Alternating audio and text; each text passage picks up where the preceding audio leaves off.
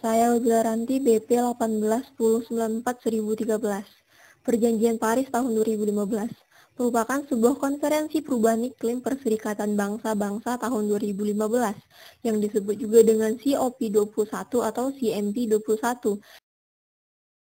Selanjutnya adalah tujuan Perjanjian Paris 2015. Menurut komite penyelenggaranya, tujuan dari konferensi tahun 2015 ini adalah untuk mencapai suatu kesepakatan tentang iklim yang mengikat dan universal dari semua negara di dunia, yang seandainya tercapai akan menjadi kesepakatan yang pertama kalinya selama lebih dari 20 tahun diadakannya berbagai perundingan PBB. Persetujuan ini atau perjanjian ini bersifat mengikat secara hukum pada negara-negara anggotanya setelah 55 pihak yang menghasilkan lebih dari 55% gas rumah kaca di seluruh dunia, dan negara-negara yang menghasilkan gas rumah kaca tersebut masuk menjadi pihak dalam persetujuan tersebut. Nah, setiap negara yang meratifikasi kesepakatan tersebut akan diminta untuk menetapkan target pengurangan emisinya masing-masing. Tetapi berapa besarnya terserah pada negaranya, dikembalikan kepada negaranya masing-masing. Akan ada mekanisme untuk memaksa negara-negara untuk menetapkan target pada suatu tanggal tertentu dan tidak ada sanksi jika target yang ditetapkan tidak terpenuhi. Yang ada pengganti sanksi tersebut hanyalah suatu sistem sebut dan permalukan.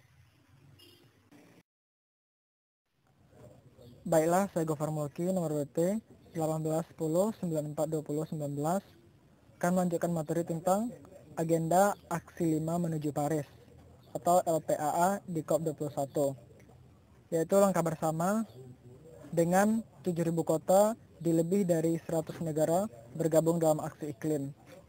Kemudian lebih dari 5.000 perusahaan di 90 negara turut serta dan 500 investor dengan nilai investasi 25 triliun dolar Amerika.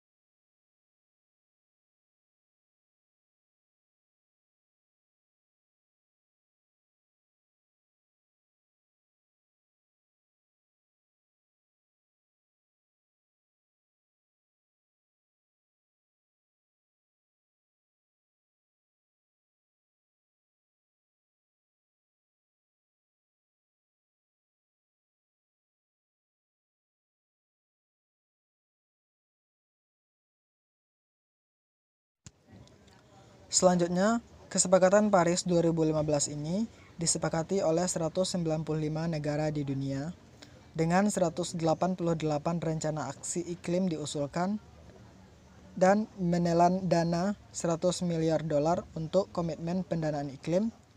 Kemudian setiap 5 tahun sekali dilakukan penyesuaian rencana aksi iklim. Sesuai kesepakatan Paris 2015 ini, dilakukan transparansi dari aksi support dan global stocktake, kemudian aksi mitigasi, selanjutnya dukungan teknis dan pendanaan, kemudian aksi adaptasi, dan yang terakhir mekanisme kerugian dan kerusakan.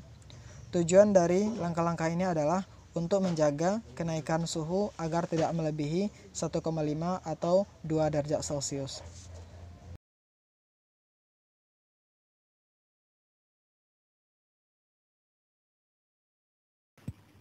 Baiklah, saya Ayu Ardini, BP 18-1094-1003 akan menjelaskan materi mengenai pengendalian.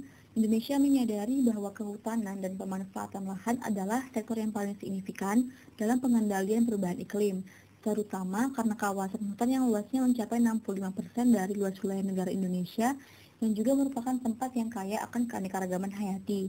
Langkah-langkah konsisten yang telah dilakukan oleh pemerintah Indonesia dalam pengendalian perubahan iklim diantaranya yaitu membentuk Badan Restorasi Gambut pada Januari tahun 2016. Yang kedua, sebagai langkah cepat Indonesia merespon pasca kebakaran lahan dan hutan pada tahun 2015 dan melanjutkan kebijakan moratorium perizinan pada hutan primat dan lahan gambut.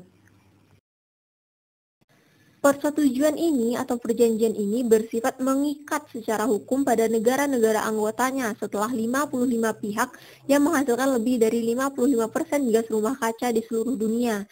Dan negara-negara yang menghasilkan gas rumah kaca tersebut masuk menjadi pihak dalam persetujuan tersebut. Nah, setiap negara yang meratifikasi kesepakatan tersebut akan diminta untuk menetapkan target pengurangan emisinya masing-masing. Tetapi berapa besarnya terserah pada negaranya, dikembalikan kepada negaranya masing-masing.